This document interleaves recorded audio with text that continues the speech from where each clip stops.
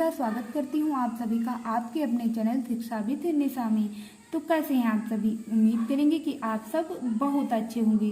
तो आज की इस वीडियो में हम आपको बोर्ड मास नियम बताएंगे, यानी हम इस वीडियो में आपको बताएंगे कि बोर्ड मास नियम क्या होता है और इस बोर्ड मास के नियम से हम सवालों को कैसे हल करते हैं। यदि आप मैथ में कमज़ोर हैं तो इस वीडियो को ज़रूर देखें, क्योंकि मैथ का कोई भी पोर्सेज हो, यानी कोई भी पोर्सेज मैथ का हो, यदि उसे हमें हल करना है तो हमें बोर्ड मास का नियम ज़रूर पता होना चाहिए। यदि हमें बोर्ड मास का नियम नहीं पता तो हम उस सवाल को हल करने में गलती कर देंगे। यदि मैथ को सीखना है तो बोर्ड मास का नियम जानना बहुत ही ज़रूरी हो जाता है। तो इस वीडियो में हम आपको इस बोर्ड मास के नियम को विस्तार से बताएंगे और इसके बाद में हम आपको इसके माध्यम से सवालों को हल करना भी बताएंगे। सबसे पहले हम जान लेते हैं बोर्ड मास का नियम होता क्या है।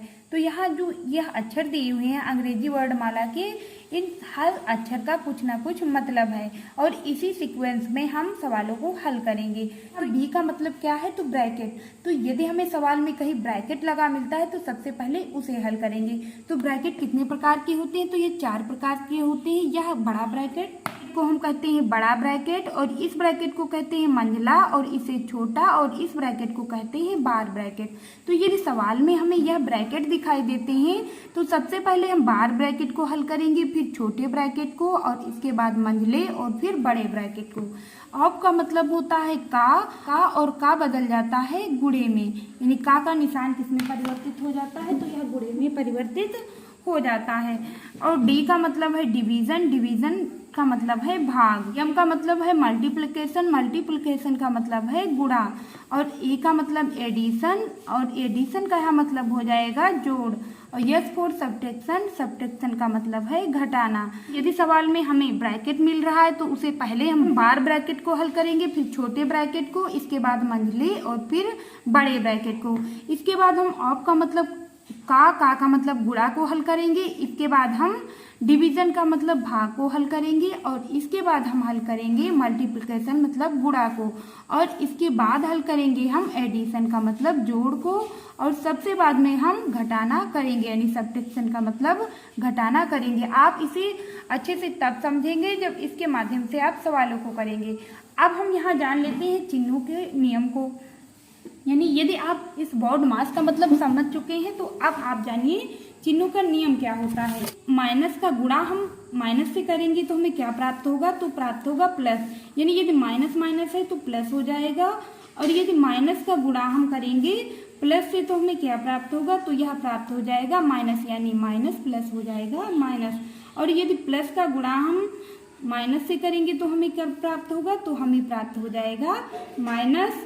और यदि प्लस का गुणा हम प्लस से करेंगे तो हमें क्या प्राप्त होगा? तो यह प्राप्त हो जाएगा प्लस। तो यह है चिन्हों का नियम, यानी यदि माइनस माइनस है तो प्लस हो जाएगा, माइनस प्लस माइनस हो जाएगा, और प्लस माइनस हो जाएगा माइनस, और प्लस प्लस हो जाएगा माइनस। यदि गुणा करेंगे तब भी यही नियम रहेगा, और यदि इस गुणा के स्थान पर भाग का निशान होगा तब भी यही नियम रहेगा। तो इस बोर्ड मास के नियम के आधार पर इस सवाल को हल करेंगे।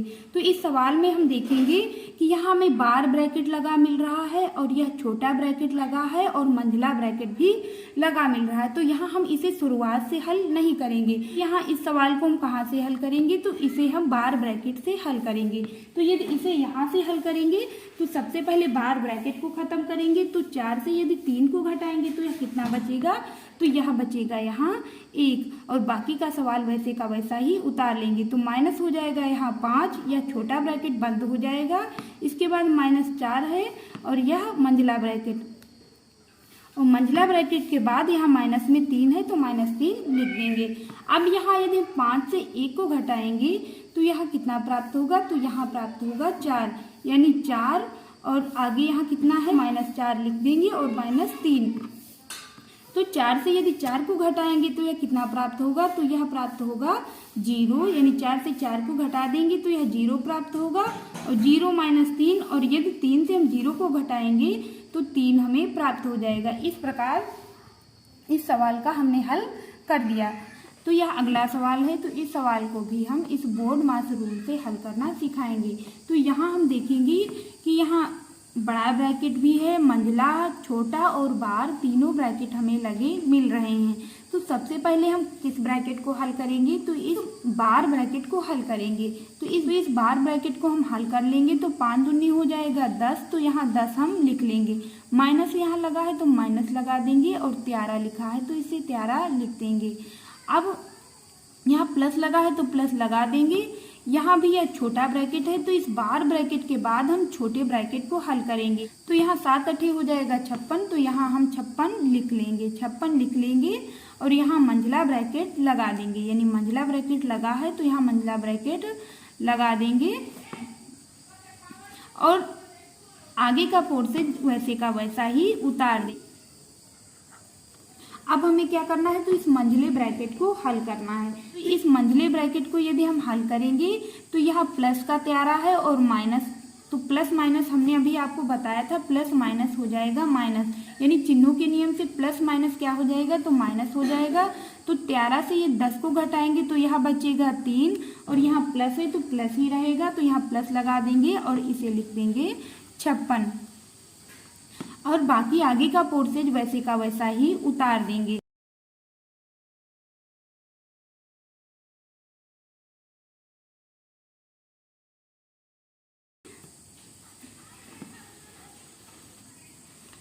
तो अब हम यहाँ क्या करेंगे, तो 56 में 3 को जोड़ देंगे तो यह हो जाएगा 59 और आगे यहाँ जो, और इस ब्रैकेट के आगे यदि कोई निशान नहीं है तो यहाँ गुणा छिपा रहता है तो गुणे लिख देंगे 2 और माइनस 59, 159 और इसे बड़े ब्रैकेट में बंद कर देंगे। यदि 59 का गुणा 2 से करेंगे तो यह 118 आएगा और आगे की संख्या वैसे की वैसी ही उतार देंगे।